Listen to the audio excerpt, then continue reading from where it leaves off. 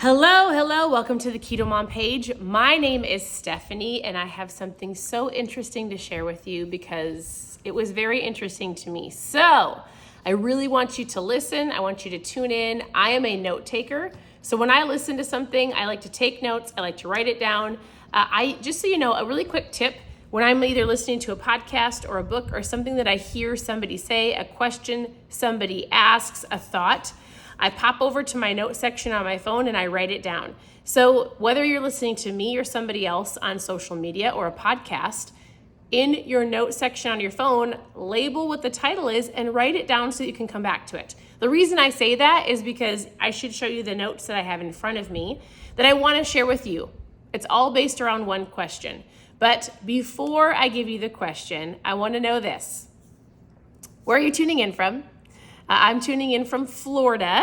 Our family just moved here. If you're brand new, post a new below. I would love to get to know you. I am a mom of 4 girls. I have an incredible husband named Steve. We do life, I want to say wild. I mean wild in a good way, but we are fast-paced movers, taking action. We love to learn. We love to implement. I just had a phone call with a new friend from Florida, and she's like, "What are you doing?" She's like, "Man, it looks like you already had a really busy morning." And I'm like, we aren't sitters. We are doers. I want to learn something and I want to implement it. So I learned something this morning. I want to share it with you. It's based on one question. This morning, after my husband and I went for a walk and we worked out and we jumped in the pool, was a question we asked our girls this morning. And I'm going to give this question to you. So at any point in time, there is a podcast that I learned this from, and I can give it to you. It's from Ed Milet. If you want me to share that podcast, because it was really long, it was over an hour, and you're going to have to sit down and listen and take notes, but post podcasts in the comments and I'll send that to you. But here's the question that I want you to think about, and if you're really bold and you're really courageous, you'll share with me the answer to this question. And the question for you is, what does your future self look like? We asked the girls that this morning. What does your future self look like? It's something that Steve and I were even sharing this morning. What does your future self look like? And so as I was listening to this podcast, it was between Ed Milet and a doctor. I don't remember the field that he's in, but they went on and had an incredible conversation about past, present, future. They talked about how we view our life and our identity. They talk about how so many people's lives are a picture of their past because they allow it. And I'm going to give you an example. Oftentimes on the Keto Mom page, I'll get messages saying, "Hey, this is how I was raised. I feel like I'm overweight because of my parents. I was never taught how to eat healthy. The environment that I'm in, it's my fast-paced life." Like a lot of people, not everybody, but they base their today life, your present life, and even going into the future based on how they were raised, other people's decisions, their past. And so what I loved about this podcast is I 100%, if you were to listen to it or you take this one thought as we kind of dive into it for the next couple minutes and you go, "Oh my goodness, yes, I've been blaming my past. I've been blaming my parents or the lack of maybe my family doesn't support me or, the environment that I'm in." If I'm just looking at your future physical self, I'm blaming all of that on why I am where I am today. And so people will say, "Well, I am overweight because of them," or "I'm overweight because of that situation," or "I'm overweight because they don't support me."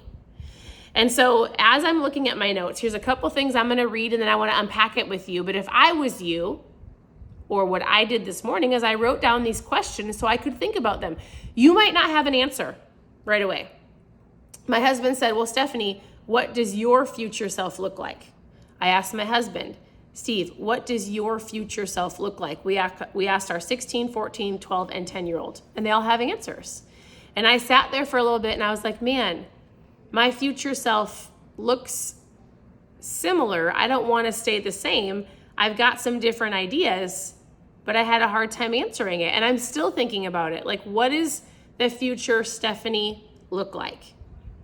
Because if you don't have a vision and you are sitting in this where you're at today, still 10 years down the road, So like if you have, like you see yourself today, you have the identity of who you are, and you don't have a different picture of who you are, who you're becoming down the road, the gap in between future self and present self equals nothing. Like no growth if you don't actually have a picture of who you are. So in the podcast, I know it wasn't Ed Milet's saying, I can't remember who he said it was.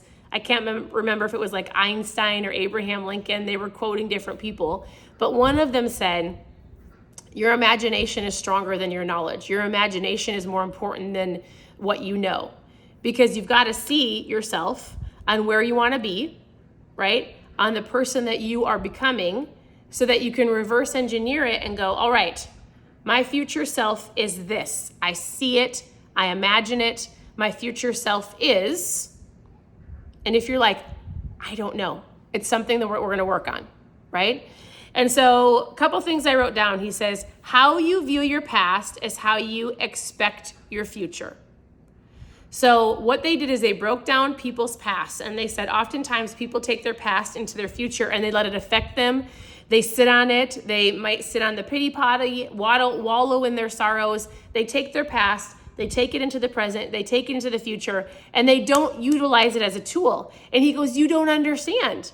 Like oftentimes we go, what's my identity? You've got these teenagers and young adults and even you today going, who am I? Who am I? The question is, who am I? Who am I? Teenagers going, what am I supposed to be, right? This word identity. And he goes, here's what your identity is. Your identity, who you are becoming, is framed by your perspective. So if you've got a perspective of your past, of it was bad and terrible, and maybe it was. So he said, he goes, does this belief serve me? So think about your past. Think about how you grew up, and you're thinking about where you're at today. Whether it's truth or not. He goes, some people have had a very terrible past. Some people haven't. But if you look at your past, and your past was yesterday, your past is 5 minutes ago, but even way back into some of us go, well, because of them, I don't get to, right? So he goes, look at your past, and he goes, ask yourself this question. Does this belief serve me? Does the belief that, because it's in my family, I'm always going to be obese, it's just how it is, does that serve me? No. Does the belief of, well, my parents never taught me how to be healthy, so I'm going to be overweight for the rest of my life, does that serve you? Well, I never was active in junior high and high school, and now I'm just so overweight that I can't get healthy. Does that serve you? So what he wants to get you in your mind is like, your perspective, how you look at things, is going to create your identity in your future. So he goes, you can take your past and you can go, all right, I might have had some horrible things happen. And the perspective I'm going to choose to look at this situation, the things that I've gone through, all of those things, I'm going to shift the perspective, and I'm going to ask, what would I need to believe about it to serve me? What are some lessons that I can learn? And the beliefs that I have about that can propel me forward, not keep me where I'm at, or even fall back to becoming worse, right? So the question that I would have in my notes is, the first question I asked you is, what does your future self look like? Who is Jamie? Who is Lori in the future? Who is Barbara? Who is Christina? Who is Karen? Who is Julie and Cindy and Tony and another Christina? And who are you? And so I would say, like, okay, Cindy says, believe within myself. So Cindy, I'm going to give you an example. If you were to go, my future self is, I believe in myself, but what does that look like? So here's what he did. He said, okay, well, let me read a couple more things. He goes, how you frame your past directs or dictates your future. So the perspective that you had, the words that you speak about it, if you believe it was for you or it happened to you, can I look at it and learn a lesson, or do I sit back there and just go, it is what it is? Your perspective is huge. He goes, when you mess up, so let me frame this for a second.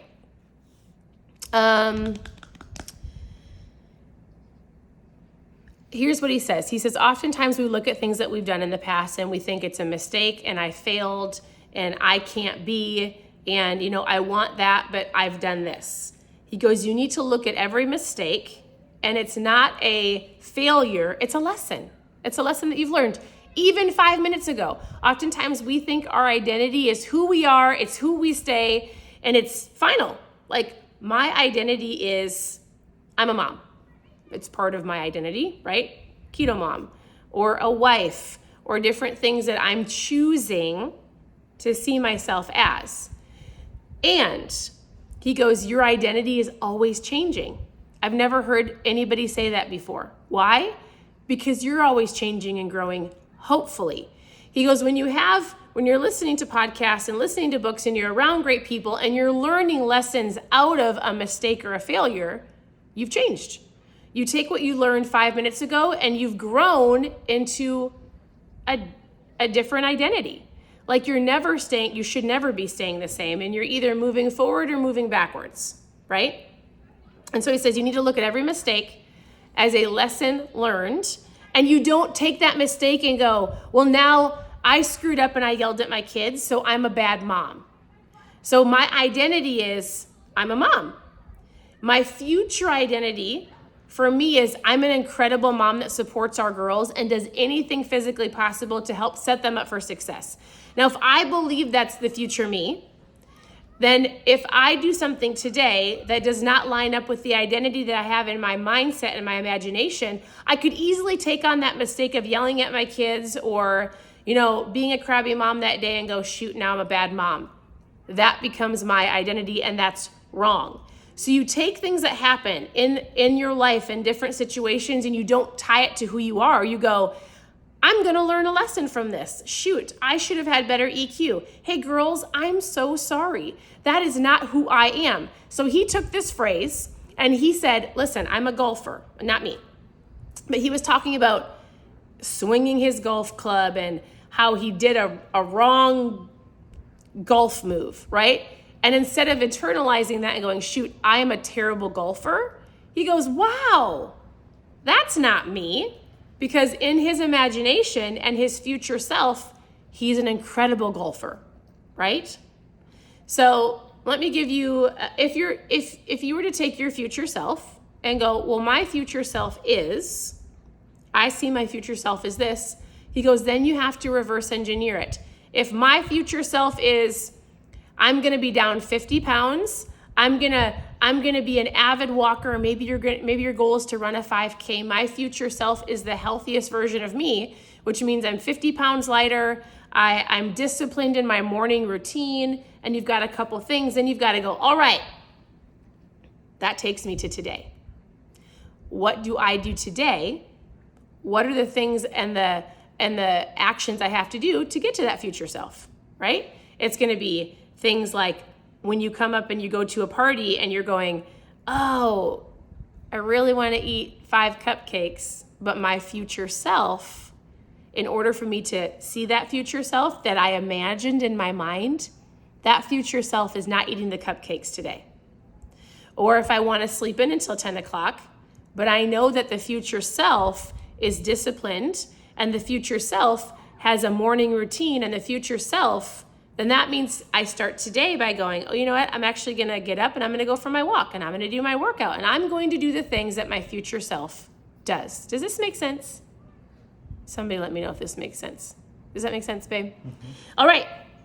So the last couple things I wrote down was for example, your future self, and then let's say you're like, oh yes, my future self, and then I already ate 3 Egg McMuffins. Does that mean I failed? Is my future self not down 50 pounds? No, you don't take it on and go, I'm a failure. You go, shoot, yeah, that wasn't the best choice. That doesn't serve me. Tomorrow I'm not going to eat the 3 Egg McMuffins. I'm going to choose something better. Right? It's like this, you've got this imagination of who you are, and then you go, okay, if that's who I am because I see it and I believe it, today I'm going to take different steps and different actions. I'm not going to grab onto the mistakes. If I make a mistake, I take it, I learn from the lesson, and I keep moving forward to that future self. So it's all based on action. It's all based on your belief and your perspective and how sometimes I'll say it like this. And I've said this to many people. I want you to draw a line in the sand and go, I no longer will blame, shame, justify other people for where I am today. As an adult, we've got to grow up, put on our big girl panties or big boy boxers. and we have to go, listen, if I don't want to be where I am today, I need to know what I want to be, where I'm going. I've got to see it. I've got to believe it. And then I have to work forward, not grabbing onto all these mistakes because I'm not perfect. I'm going to learn a lesson and become a better version every single day. You've got to draw a line in the sand and go, no more, nobody else's fault. I'm responsible for my own actions and the things that I choose to do or not do. And, it's as simple as I told my girls this the other day. I love getting messages from people. I love giving people ideas of how to eat. I love walking people through like, hey, try this or do this.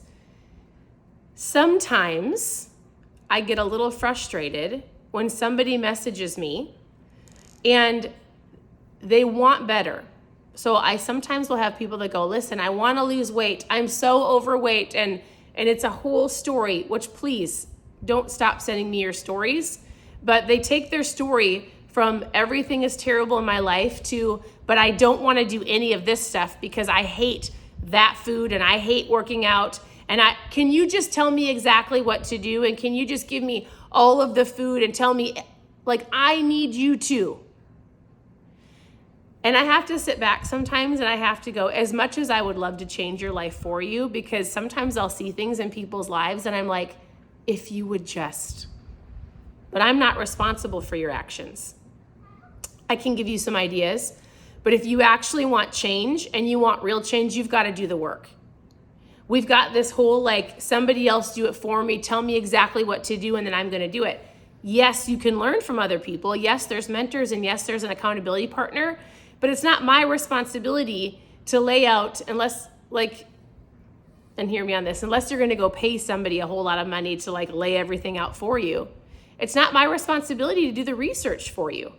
It's my responsibility if I choose to. And I say anybody in your life, as a mentor, as a coach, as somebody that wants to truly inspire you, to give you some suggestions, to hold your hand and help hold you accountable, but you have to do the work. You're an adult. You're a big boy or a big girl. Not figuratively, but you know what I mean. Like, do the work. Put in some of the research. Like, hey, you've got to have some discipline. And the first thing you have to decide is the first question I asked you. What does your future self look like? If you don't have a future self in mind, then guess what? In the next 1, 2, 4, 6, 8, 10, 20 years, you're going to be the exact same person. Does that sit well with you? Like if I'm the same person I am today, even next year or in a couple of years, I would be devastated. Because there's so much more I can do. There's so much more I can be. There's so much more I can learn. And if I sit here today and then I'm the same person yet in 1 more year, I'm going to be like this. I cannot believe I would be frustrated with myself. And how do you become the better version of you? First, you need an imagination. Go find it. Go sit somewhere. Go dream. Write it in a journal. If you're embarrassed and you don't want somebody else to see it, you don't have to show anybody. What does the future self of you look like? Because then we can go, well, what do I have to do today? And how can I work towards that? So I want to know this. We never stop learning. If you have questions, I didn't share that story of getting frustrated sometimes with people. I get frustrated when somebody has a want that they want to do. They don't want to do what other people are doing, but they want it to fit how they want it. Does that make sense? Like, you've got to be uncomfortable. You've got to get uncomfortable. You've got to do some hard things to get to the future self, because it's not easy. Not easy at all. You can do it, and everything takes work. It's what our hands are made to do. Our hands are made to work. So, however all of this sits with you, if you have other questions, you can send me a message because I would love to answer those. If you want the podcast that I listen to, which you can listen to in the morning when you wake up to make your coffee and you're showering and you're putting on your makeup, ladies, or you're going, like Steve and I prop my phone in a little side bag and we listen to it together as we're walking. There should never be a reason why you don't have time to listen to something, whether it's 5 minutes or 50 minutes. Like if you're driving somewhere, instead of listening to garbage music or the news, pop on a podcast. I'm assuming all of you shower for at least 15 minutes, listen to 15 minutes of a podcast. I'm assuming all of you get up and brush your teeth and you're walking through your morning, pop in an earbud or bring your phone with you and listen to a podcast. This podcast was incredibly insightful. So if you want the podcast, just post podcast below and I'll send it to you. You can go download the podcast app or go to Spotify. All you have to do is type in Ed Milet.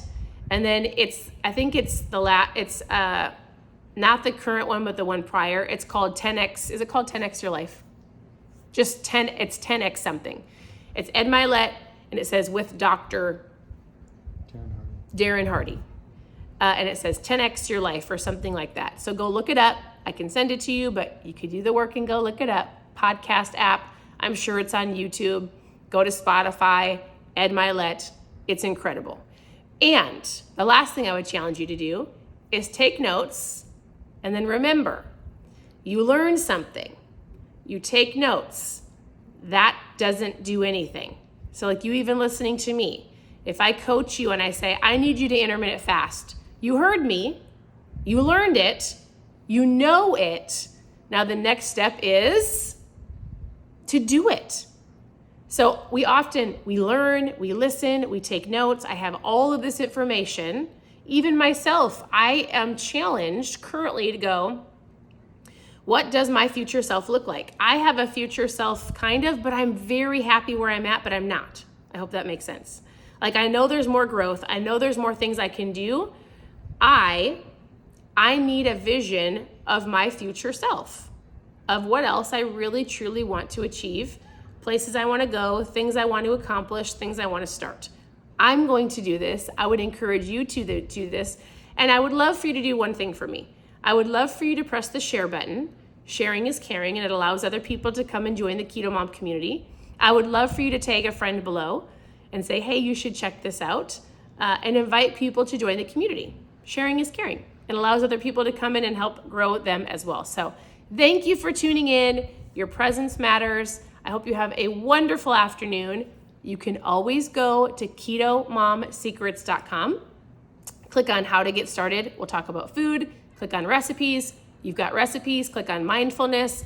Tons of books we've gone through. Click on trials. I drink ketones every single day. It's my mom fuel. I share it every day because it actually works. It's a supplement that actually works. So whatever you're looking for, ketomomsecrets.com. Ask your questions below. Send me a message and I will help you the best way that I can. And I need you to do the work. So have a wonderful day and I'll talk to you next time. Bye, everybody.